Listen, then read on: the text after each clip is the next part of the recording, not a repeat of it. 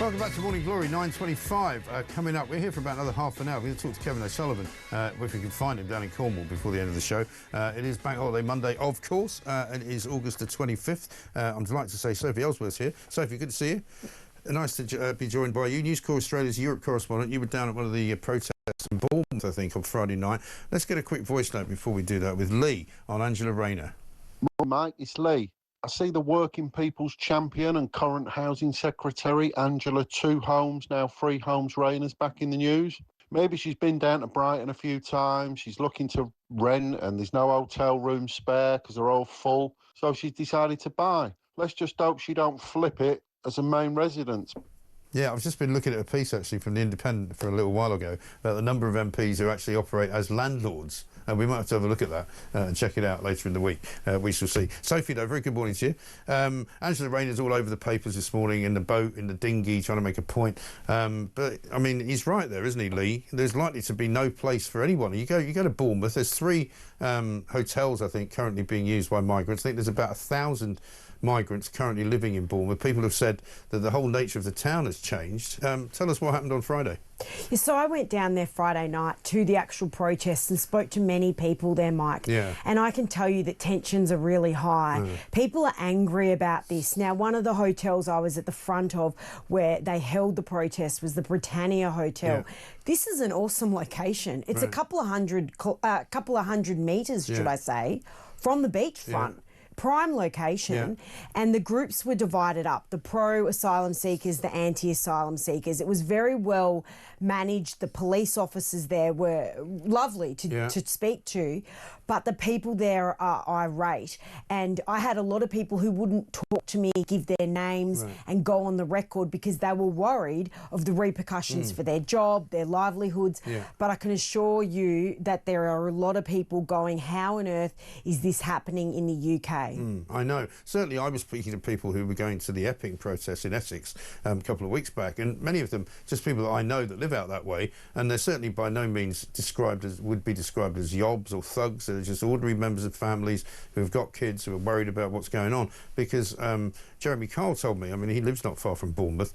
He was down in Sandbanks, a place you might have seen when you were there. Very ritzy part of the world, you know, very expensive properties, and completely full of migrants, basically, on the day. The beach is full of them, you know, the streets full of them, because 1,000 additional young men is a lot. It's a big number, isn't it? It is a big number, Mike, but what I noticed when I was walking down past a couple of the hotels right near the beachfront is they stick out. I mean, they've got these facades up, they've got these sort of fake barriers out the front, there's security everywhere. You've got a lot of people, they appear to be the migrants that are in the hotels because they're sitting out the front smoking on their smartphones. And it's dirty around the hotels. Now, whether or not it's them, I'm not saying that, but I'm just saying what I saw on the ground. And then when you had the protesters come in, I mean, you could see some of them peering from the hotel windows looking down. For them, it mustn't be a good experience either, that they're seeing that this is causing so much unrest. Right, and this is the problem that the government have now got, because they're now having to deal with the idea of moving people out of these hotels, but equally, as we're saying, and we're now finding out more and more, that many towns will be placing them in private housing, in what they call HMOs, these houses of multiple occupancy, which also have to be granted licences by the local councils. But there isn't room for them all, you know, because if you consider how many of them are here, there just simply isn't enough housing. Well, aren't they really, Mike, just shifting the problem to somewhere else? Now, we had this, obviously, policy, Tony Abbott, our former Australian Prime Minister, stopped the boats, and it worked. And I always hear the MPs, such as Nigel Farage, refer back to Tony Abbott's success that he had in Australia where we stopped this.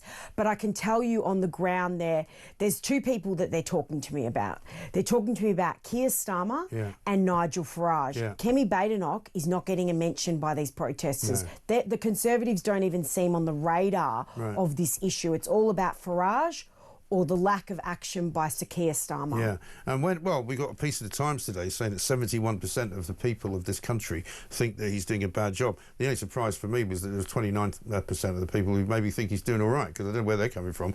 But tell us a bit more about Tony Abbott and how he did it, because how he stopped it was basically to say to anybody who came to Australia was that you will never be allowed to be a citizen of this country. You'll never be able to claim asylum, and we will actually take you on a boat to another island, right?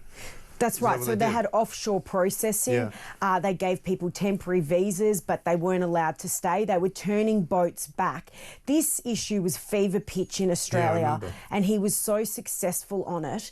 And there was a lot of criticism about it, but he won in a landslide majority, got into office and said, right, this has got to stop. And he did it successfully. And Labor, our Labor government in Australia, has proven that this is not something they're strong on, similar to here. So often it's referred back to what happened in Australia. We're an island nation. We turned them back. We processed them offshore, and we said we're not having them. Right. And did most of them stay on those islands then, or did they get sent home to wherever they come from? Both. Yeah. So that they managed to stop this problem. And he had that whole slogan, "Stop the boats." Yeah. It was so simple, but it resonated with people. Well, because it does, because it has to work. I mean, Rishi Sunak had the same slogan, but he didn't stop anything. So everybody was like, well, you're not stopping them, are you? And when they're sailing in, when a boat sails into Australia, it makes headlines. They're like, how are these people sailing into the country, able to just arrive here? Even coming here, Mike, when I moved here, all the paperwork I have to go through, the red tape, which it should be tough to move to this country. But it seems to be, for people who want to come here illegally, they can do it quite easily. They can. Well, there's now a very tried and proven route. I mean, during COVID, for example, when everybody was banned from travelling, they were still coming. And it was like the only thing that was operating as a travel business was, you know, the migrant boat system. Get on a boat in Calais, come to Britain, and then you get put up in a hotel. And it was then that the hotel business really started booming, because the government at the time, and that was Boris Johnson's government, said for the best part of whoever's coming, we'll put them up in hotels because it'll be safer. Right, and now look where we are. And some of these contracts, Mike, for these hotels are for several years to go. Yeah. So they've got these lucrative contracts. One chap who spoke to me in Bournemouth, he said his dad owns a hotel in the township. He wouldn't give me his name. He didn't want to get his dad involved for obvious reasons, but he said his dad, as a hotel owner, is disgusted with what is going on here. So really, what are they going to do about it, Mike? Because this is the point of difference that Reform UK seem to have. They have this over the Labor Party because it feels like Keir Starmer doesn't really want to do something about this. And he doesn't really want to address it. And he still hasn't ever addressed it, despite the fact that he's got social media messages going out pretty much 4 or 5 times a day. He's never addressed the migrant hotel protests. He's never really addressed anything other than making tough noises about, you know, if you come here illegally, we will detain you. We know that's not true, because 2 weekends ago, the same week he announced that, this guy arrived, a TikTok migrant he was called, on the front page of The Sun. He arrived on Saturday. By Sunday, he was in a hotel at Heathrow. You know, so nobody detained him at all. That's not happening. What I find remarkable, I heard you talking earlier about the weather. Yeah. Is it, you know, the fact that it's a nice sunny day, it's beautiful in London today, beautiful across much of the UK. What, they sail in because there's a bit of sunshine, and it depends on the wind. It depends on the wind, yeah. If the wind blows easterly, apparently it's a much tougher place to cross, so they just wait until the weather's with them, the wind is with them, and that's when they come, when you get the big numbers, like 800 or 1,000 in a day. You know. So what should Britons hope for? What, that we have crappy weather here so that this stops? Does it, you know, surely it can come down to something stronger than worrying about what the weather map is going to be for the next week. I know. And what we should be doing is deporting these people as soon as they land. You know, that's what they should be doing. What the Aussies did and what Abbott did, and just start putting them back on boats and taking them or flying them on planes to get them back to wherever they come from. Well, they're going to have to do something, Mike, because as we all know, the general election is quite a few years away. But this is where Nigel Farage is capturing those voters who are going, we are fed up to the back teeth of this, and we need to take action. And it's just so curious to me, not as a British person, to just see how irrelevant the Conservative Party has become here in the UK. Reform is getting all the headlines. Farage is getting all the headlines. He was out with the Sun a few weeks ago on a boat. You know, video, the whole lot. He's out there in the field saying this is not good enough. Saying this is what's happening. And that resonates with people because you're seen as a man of the people. Exactly right. I've just been told Keir Starmer's put out his first tweet of the day. This came 16 minutes ago. He's retweeted a picture of him visiting a school library, or a library reasonably recently. He says, "I know that growing up today can be tough. We're investing in youth clubs, music and sport, real-world opportunities to help young people build confidence and find their spark." I mean, you think he didn't think there's anything going wrong in the country.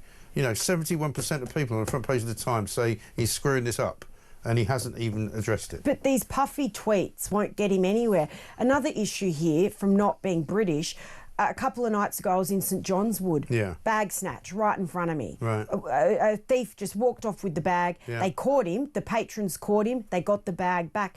The crime here seems out of control. Oh, it is. Totally is. And then he's putting out puffy tweets like that. Yeah. That is not going to win votes. People are not stupid. Yeah. They can see through this PR tactic. He needs to focus on the real issues that people are concerned about. And as we spoke last week, Mike, he's busy overseas worrying about Ukraine. He's getting involved in what's happening in Israel and Gaza. Come back to the issues here affecting the British public. Exactly, and fix them.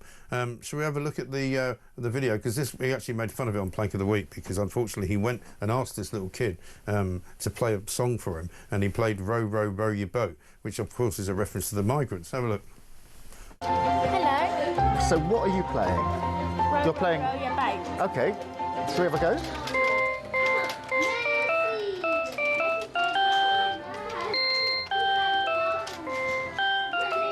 Are you doing that from memory? Oh, yeah. And So see... He says to the little girl, "Are you doing that from memory?" Well, of course she is. She hasn't got any music in front of her.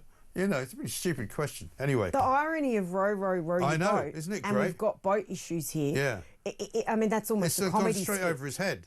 He Yeah, well, obviously didn't I don't even know think what it was- the little girl's parents, if they had any involvement in this or whatever. Who Right. knows? Could just be something that was be bad coincidental. luck. But honestly, Sir Keir Starmer, he doesn't seem to have that genuine ability No. in him. He doesn't come across genuine, and that's where I go back to Angela Rayner, who's sitting on the boat vaping. People relate to authentic politicians, whether or not you like her, and you might think she's got all these properties. She comes across a bit more authentic than Keir Starmer, who's putting out this puff day in, he's day just a out. magnet for disaster. Everything he touches turns to absolute crap.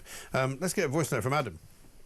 Hi Mike, it's Adam from Wigan here. Just a quick question. When Angela Rayner was in Ethiopia, why didn't she just nip across the border and get a deal to return migrants from Eritrea? I thought they were next door to each other. Cheers Mike, have a good day. That's a very good point. Yeah, we need a deal with Eritrea because there's loads of them here and they need to go back. We can always ask the question, why did she go to Ethiopia? It's been an incredible experience coming to Ethiopia. The UK is committed to working with Ethiopia and the UK economy to work with the Ethiopian economy. His aspirations for Ethiopia's future. It was great to visit Ethiopia's stock exchange and learn more about how it's unlocking Ethiopia's potential. We will build on to deliver jobs for Ethiopia and the UK. The UK continues to work with Ethiopia here in the UK and Ethiopia. Ethiopia.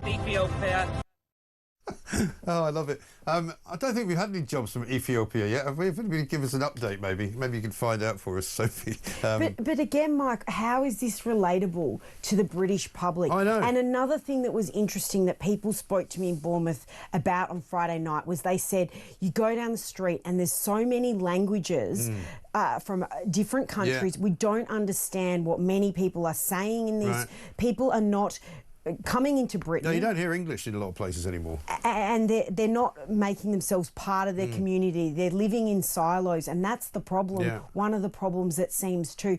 I feel like, Mike, this is like bubbling now. Yeah. Something is going to erupt. It will. And this is going to get worse because, as we saw all across the weekend, there were protests all over the UK. Yeah. This problem is not going away. No, it absolutely isn't. Sophie Elsworth, great to see you. Thank you very much indeed. News Corp Australia's Europe correspondent. She was down in Bournemouth last weekend. We'll keep you updated, of course, as these protests go on.